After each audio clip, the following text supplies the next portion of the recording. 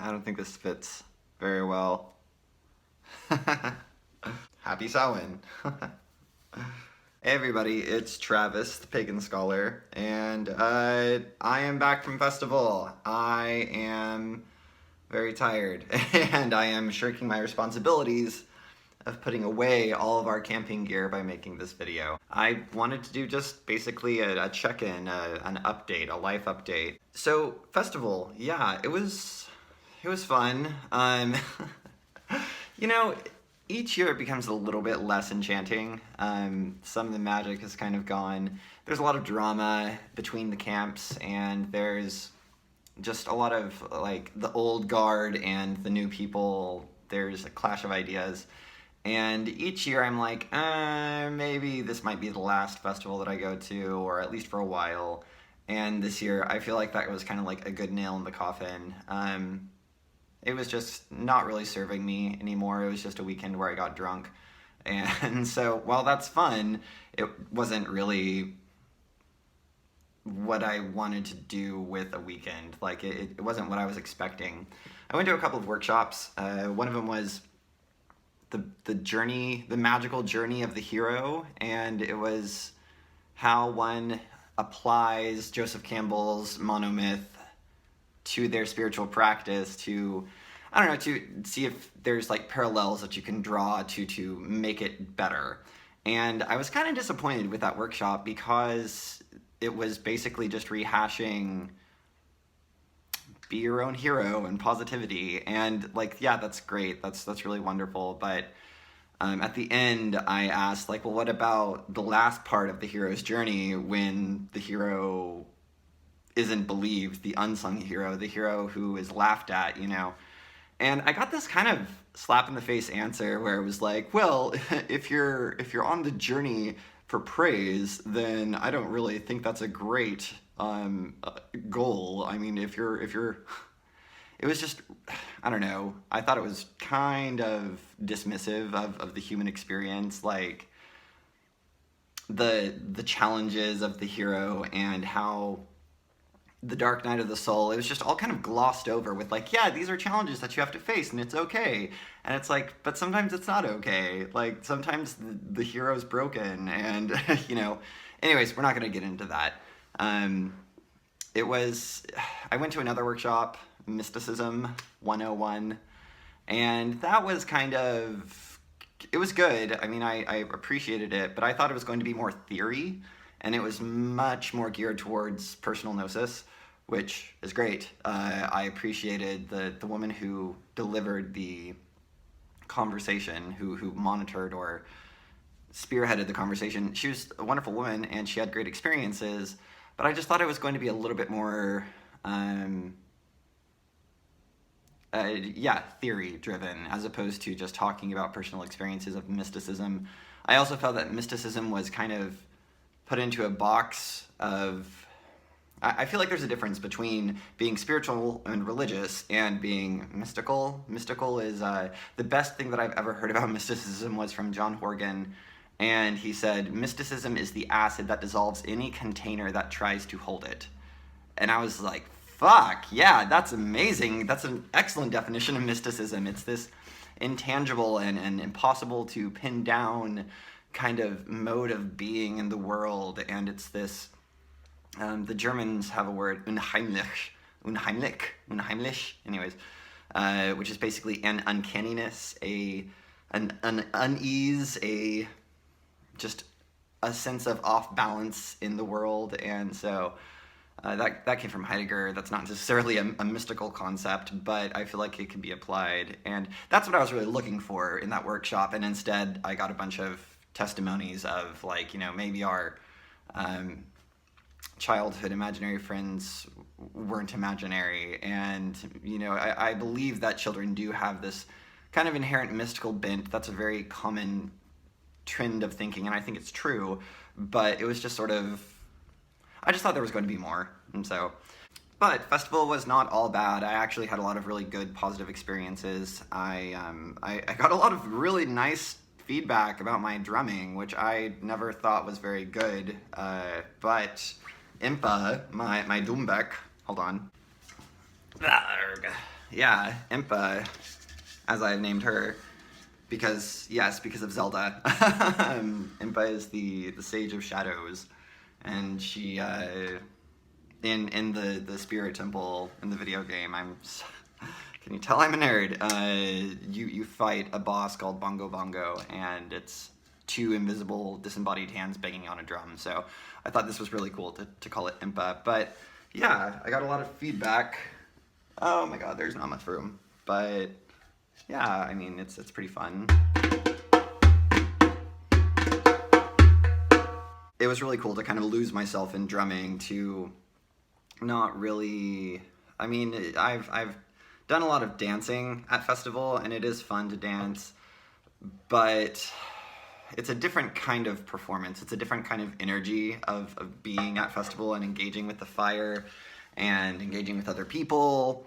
And I feel like my dancing days might be not done, not over. No one's dancing days are ever completely over, but I was much less inhibited when I was younger, and so dancing was much easier for me. But now I feel a lot of anxiety, I guess, about my body as a gay man who is aging.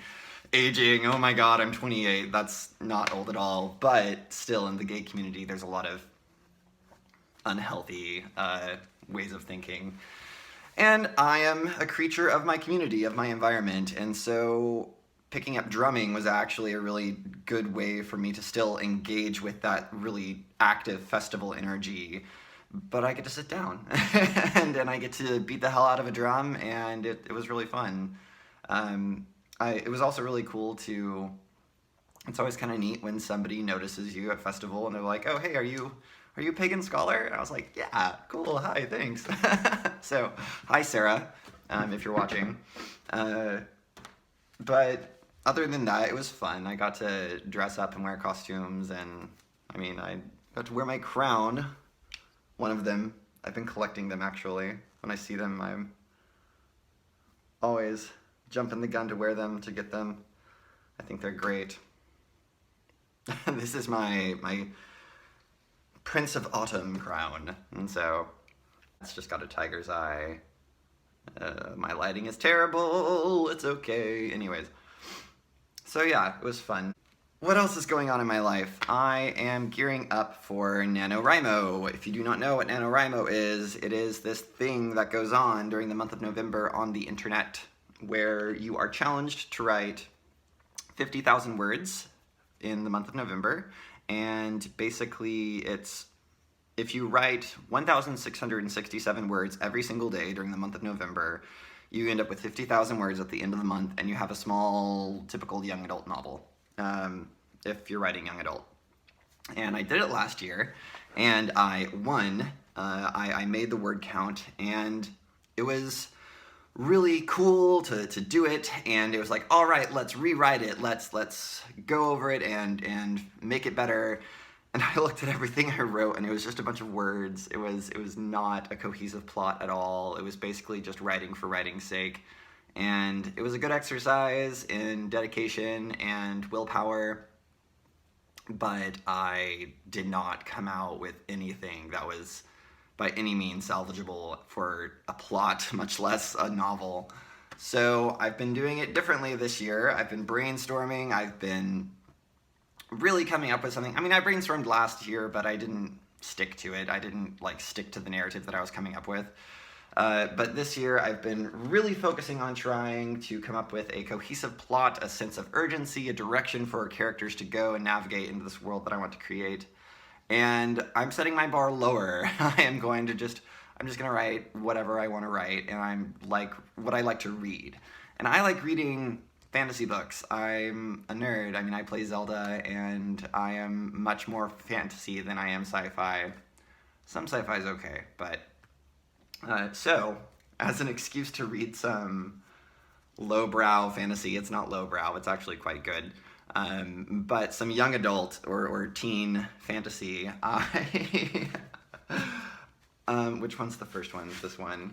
Guys, I read this in the month of November, or October. I'm not done with this one, but I picked up a quart of Thorns and Roses by Sarah? Yeah, Sarah Moss. And it was fun. And I was telling my coworker about it. I was really hesitant to say what it was because I just thought it was so typically like teen romance novel, like in the same genre as like Twilight.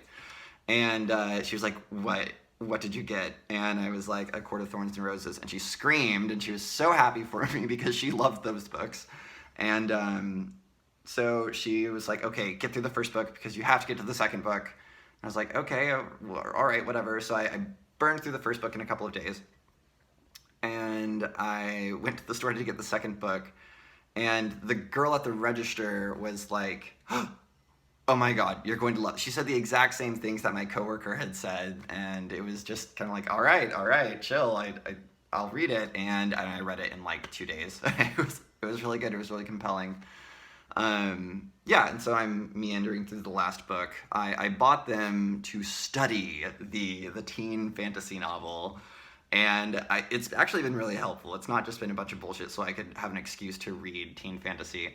It was good to realize like plot tools and things that I should have used or could have used, not should, but could have. And yeah, it's been fun to do that. I also picked up, I've been looking for this for a really long time. This is just like Nerdtopia for me, all right? This is just, Travis is unabashedly a nerd. I've been looking for this book for a really long time. It is no longer in print, and I finally found it for $30 at Half Price Books. And yeah, it is a rule book for a tabletop game called Changeling, and it is really, really cool. I don't have enough friends to get together to play this, but it's really good inspiration for me as a person who wants to write a fantasy book. It's this really neat premise that there are changelings. I mean, I'm pretty sure people in our community know what a changeling is. People who have been taken by fairies, or elves, or however you want to label the fae, and they are indentured servants, or not indentured servants, they're slaves, and eventually they make their way back. And it's this excellent twist on tabletop games because it's like, okay, so you're a wizard, okay, you're a fighter, okay, you're who knows what you are. In this one, you are kind of fae-ish, but you're a human who's been abducted, and so when you come back, your identity is no longer yours because either you've been gone for a really long time, or you've been gone for a really long time in the fae world, and it's only been like a week in the real world life, and so either your life has moved on without you, or you've gone through such trauma and it's only been a day and you come back a completely different person. And you sort of doubt yourself, like, did any of this actually happen? It's this like kind of crisis of identity, which is my shit. It's like existentialism with Tolkien thrown in. It's amazing, and I love it, and I'm a huge nerd for it, and I bought it as inspiration to kind of like throw me into that atmosphere of, is it real, is it not real, and is it magical, is it not magical? You know, it's just my bag. It's the thing that I'm really into, and I'm excited for it. I'm gonna really put my best foot forward this year with NaNoWriMo. I know that I can do it from last year, and now I'm just going to try and do it better, or to do it correctly, instead of just doing it. So I'm really glad I made this video. Normally I don't make just life update chatty videos, but it's good to kind of sit down with you guys and just shoot the shit. Yeah, I'm hoping you all have a wonderful Samhain. I don't think I'll make another video before Samhain. But basically, I don't know, I might make a pumpkin carving video. That might be fun. I tried to do it last year and it didn't quite work out, so maybe I'll do that. I'm looking at that pumpkin that I just bought, so... but yeah, I really hope everybody's okay. Everybody's having a good Samhain. I am having a good Samhain, despite my kind of damper mood about festival. I'm just kind of going through some growing pains with that and looking for maybe some new things to start serving me in a different kind of way. I love festival, but maybe I should start looking for a new one to kind of add some variety, you know. Anyways, all right. Thank you guys so much for watching. A like is appreciated, a subscription even more so. And as always, merry meet, merry part, and merry meet again.